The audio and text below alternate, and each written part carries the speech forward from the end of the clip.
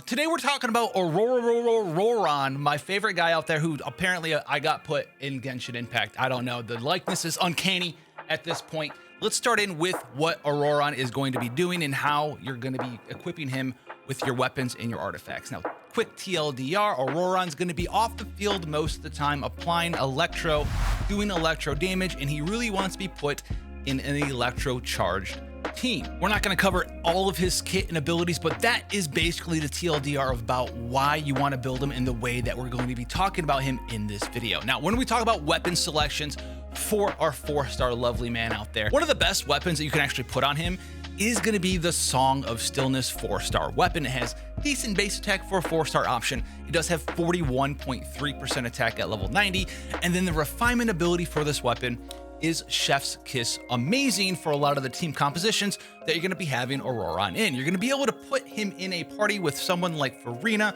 if you want access to that. She's going to be getting healed over time, having damage taken over time. There's a lot of things you could do with him, but look at this refinement rank ability. If you have the ability to constantly heal him in your party, you get this R1 all the way up to R5. You're going to get up to 16 to 32% increased damage for 8 seconds after they are healed. So you don't need to have constant healing on your man, but this is going to help him off of the field and give him a damage percent bonus regardless of where he is. So this is going to be a pretty solid option. Another solid one here is going to be the Alley Hunter. Higher base attack than the previous option, 27.6% attack here, so a little bit lower in that regard. But it also has a very strong refinement ability. And the refinement ability is going to give you a stacking damage increase as long as you're off the field. The refinement rank 1 goes all the way up to 20% increased damage. And if you're on the field for more than 4 seconds, it's going to reset slowly over time. Thankfully, you're not going to really lose any stacks because you're going to sort of swap into him, use a skill, use his burst, swap right back out. He's not an on-field driver, so you're going to be able to maintain that max damage bonus of 20 to 40% based on your refinement rank from Alley Hunter, basically 100% of the time. We also have access to the Chain Breaker, similar stats, exact same stats as Alley Hunter actually. And then this one's going to give you the Flower Feather Song refinement rank ability for every party member from Notlan or who has a different elemental type of the equipped character. It doesn't have to be both, it could be one or the other. So you could have another Electro Notlan character or any character from not Notlan that's a different type. So a Hydro character, a Pyro character, a Cryo character, an Animo character is going to give you a slight increase to your attack percent. You're also going to gain access to some extra elemental mastery, which is going to be helpful with those electro charge reactions you're going to be doing with your boy out there or off the field, not even on the field. The Old Age Stringless is going to be a pretty decent option. It's going to have 510 base attack, a little bit lower. It's going to have some elemental mastery as well, but it's also going to increase the elemental skill and elemental burst damage that you do from R1 all the way up to R5 of 48%. R1's gonna be 24%. This is gonna be something that you might have in your back pocket.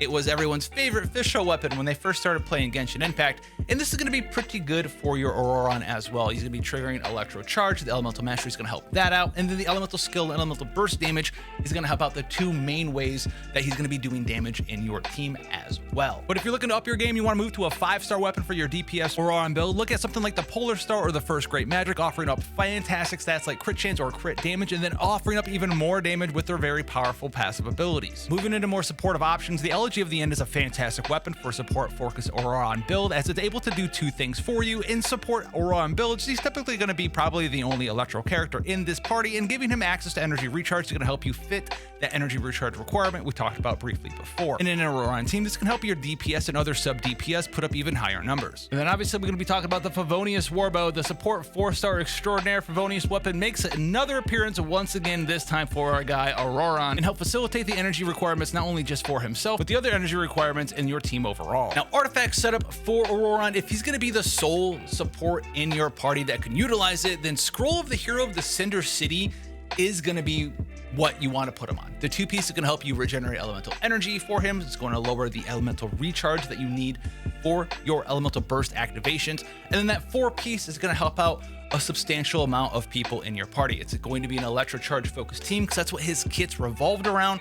So that 4-piece bonus is going to give you 12 to up to, an additional 28. So 40% damage bonus for all of your electro characters, including himself, as well as all of your hydro characters in your Ororon team. If you don't want to use the Scroll of the Hero Sentry set, something like the Marchu's Hunter set in a party with Farina can increase his overall personal damage. Obsidian Codex works this way as well. You also have options like something like the Gilded Dream set. Now for Ororon focused teams, you're going to have him as your sub DPS, as your Electro character. You could also have someone in there such as Beto to help you fulfill these Electro Charge reactions, and then Sucrose as well. You could also swap out these characters for Fischl or Venti. Those are going to both be very strong characters. You could have an on-field driver such as Kamisato Ayato who could help you out in that regard.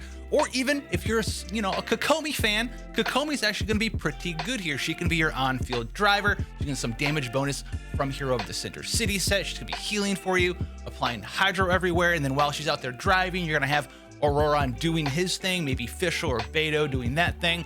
And then Sucrose or Venti or Kazuha coming in and being the animal character for more swirls, more electrocharge reactions, more damage bonuses, more procs from everything there. These are going to be some very nice electrocharge focused setups for an Ororon focused team.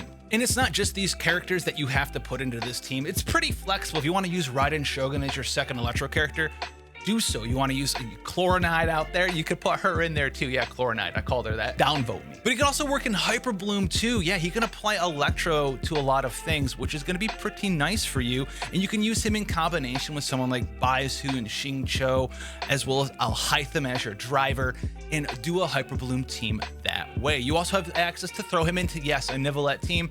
Nivelette, Nahida, Ororon, Farina.